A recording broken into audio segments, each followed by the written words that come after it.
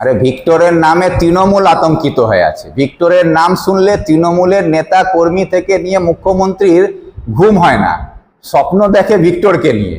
ভিক্টরের স্বপ্ন দেখলে আতঙ্কে ঘুম ভেঙে যাচ্ছে ওদের। কানাইয়ালাল আগরওয়াল কে যে উনি হিসাব চাইবেন? উনি কি আমাকে টাকা দিয়েছিলেন? টাকা দিয়েছে জনগণ। জনগণ তার আশীর্বাদ হিসাবে আমাকে টাকা দিয়েছে, ভালোবেসে দিয়েছে। সে জনগণ টাকা দিয়েছে, তার হিসাব চাইলে জনগণ চাইবে। কানাইয়ালাল আগরওয়াল কে জনগণের হয়ে টাকার হিসাব চাইবার জন্য? উনি যে চাকরি নামে টাকা তুলেছে তৃণমূল, তার হিসাব আগে উনি দিন।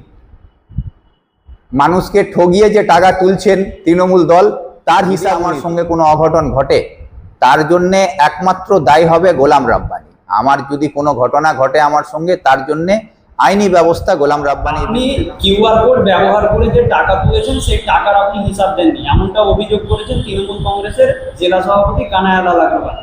কি বলবেন এই নিয়ে আপনি?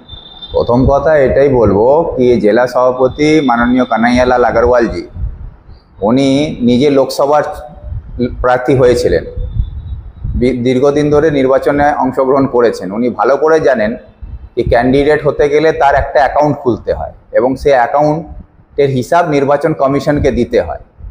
তো ওনার যদি এতই আগ্রহ কি জনগণ আমাকে যে টাকা দিয়েছে সেটা টাকা কোথায় গেছে বা কত টাকা দিয়েছে, তাহলে নির্বাচন কমিশনের কাছে আরটিআই করে আমার সমস্ত তথ্য নথি ওখান থেকে উনি পেয়ে যাবেন। এটা হচ্ছে একটা প্রক্রিয়া। কিন্তু আমার প্রশ্নটা এখানে হচ্ছে কি, কানাইয়ালাল আগরওয়াল কে যে উনি হিসাব চাইবেন? উনি কি আমাকে টাকা দিয়েছিলেন? টাকা দিয়েছে জনগণ।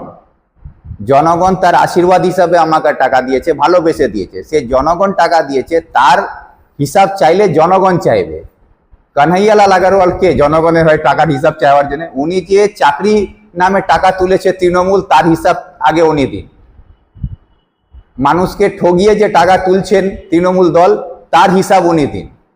যে ইসলামপুরের হাজার হাজার ছেলে, তাদের ভবিষ্যৎ নিয়ে খেলা করেছে তৃণমূল দল এবং আজকে 26,000 চাকরি চলে গেছে, তাদের কাছ থেকে যে টাকা তুলেছে তৃণমূল, আমাদের উত্তর দিনাজপুর জেলার তৃণমূলের নেতারা, তার হিসাব কানাইয়ালাল আগরওয়াল দিন।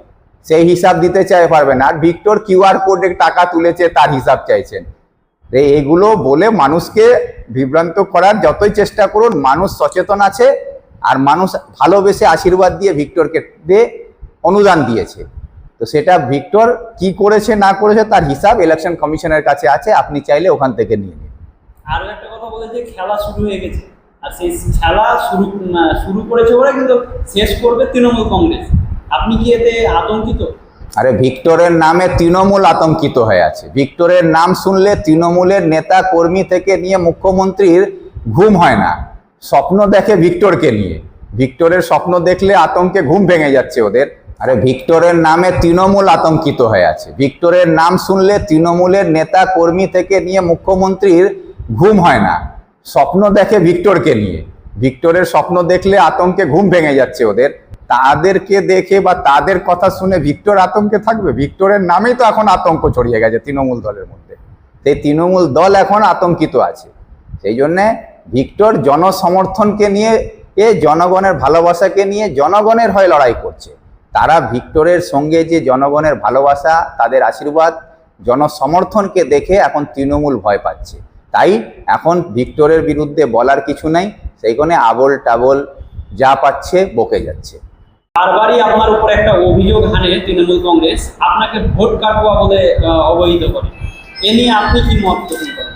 আমি জেলা সভাপতি তৃণমূলের মাননীয় কানাইয়ালাল আগরওয়ালজির কাছে প্রশ্ন করছি, ওনারা যে বলছেন বা ওদের দল বারবার বলছে আমি ভোট কাটুয়া, ওনাকে স্মরণ করিয়ে দিতে চাই কি 2011 সালে উনি কংগ্রেসের প্রার্থী হয়ে দাঁড়িয়েছিলেন ইসলামপুরে করিম চৌধুরী সাহেবের বিরুদ্ধে, আর তখন উনি হেরে যান। তো তখন কি উনি কংগ্রেসের প্রার্থী হয় করিম চৌধুরীকে হারাবার জন্য ভোট কাটুয়া হিসাবে দাঁড়িয়েছিলেন? তার উত্তরটা আগে উনি দিন।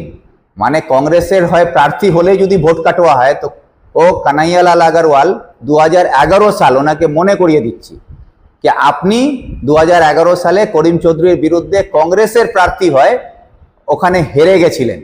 তো হেরে যে আপনি কি ভোট কাটুয়ার কাজ করেছিলেন? তো যদি ভোট কাটুয়া হয় তো প্রথম ভোট কাটুয়া আপনি হচ্ছেন। আর আপনার চরিত্র হচ্ছে রাজনীতিতে ভোট কাটার, সেই জন্য আপনি সবাইকে ওই চোখে দেখছেন কি সবাই ভোট কাটবো। আমি দেশ স্বাধীন করেছে যে দল, সে দলের প্রার্থী হিসাবে জনগণের আশীর্বাদ নিয়ে লড়াই করেছিলাম।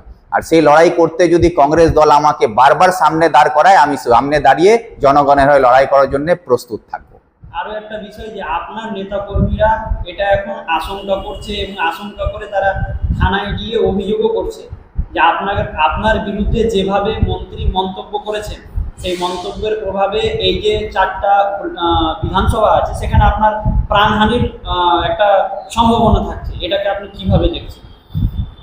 দেখুন, এটা তো বাস্তব কথা কি একজন রাজ্যের সরকারের মন্ত্রী, তার দায়িত্ব হচ্ছে, সরকারের দায়িত্ব হচ্ছে কি এলাকায় শান্তি শৃঙ্খলা নিরাপত্তা মানুষ যাতে পায়, তাতে সুরক্ষার দায়িত্ব হচ্ছে সরকারের। সেখানে সরকারের মন্ত্রী নিজেই ঘোষণা করছেন কে আমার উপরে হামলা করার জন্যে, আমাকে ঘাড় ধরে বের করে দেওয়ার জন্যে। এই উস্কানিমূলক বক্তব্যতে তৃণমূলের কাছে ভালো সাজার জন্যে যে কেউ দুষ্কৃতী আমার উপরে হামলা করতে পারে, এই আশঙ্কাটাকে তো আমরা ফেলে দিতে পারি না।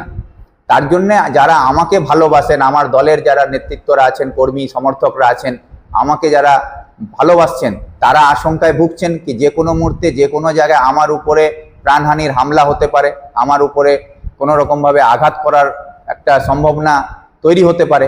তার জন্যে তারা আমার নিরাপত্তা নিয়ে অবশ্যই তারা চিন্তিত। সেই জন্যে তারা চাইছে কি আমার নিরাপত্তা সুরক্ষিত করা হোক, তার দায়িত্ব সরকারকে নিতে হবে, পুলিশ প্রশাসনকে নিতে হবে, এই দাবি জানিয়ে তারা এফআইআর করেছে। আর যদি আমার সঙ্গে কোনো অঘটন ঘটে, তার জন্যে একমাত্র দায়ী হবে গোলাম রাব্বানি। আমার যদি কোনো ঘটনা ঘটে আমার সঙ্গে, তার জন্যে আইনি ব্যবস্থা গোলাম রাব্বানির বিরুদ্ধে নেওয়া হোক, এই বলে এফআইআর করেছে, এই বলে অভিযোগ জানানো হয়েছে। তো এটা তো যারা করেছে তারা আমাকে ভালোবাসেন, আমার প্রতি তাদের স্নেহ ভালোবাসা আছে বলেই তারা চিন্তিত। তাদেরকে আমি সকলকেই ধন্যবাদ জানাই কি আমার জন্য এত এত হাজারে হাজার মানুষ ধিৎকার মিছিল রব্বানির বিরুদ্ধে বের করছেন, এবং আমাকে নিয়ে চিন্তিত যারা আছেন তাদের সকলকেই আমি ধন্যবাদ দিই, এবং তাদের দোয়া আশীর্বাদ নিয়ে আমি তাদের পাশে দাঁড়িয়ে লড়াই করার জন্য প্রস্তুত আছি।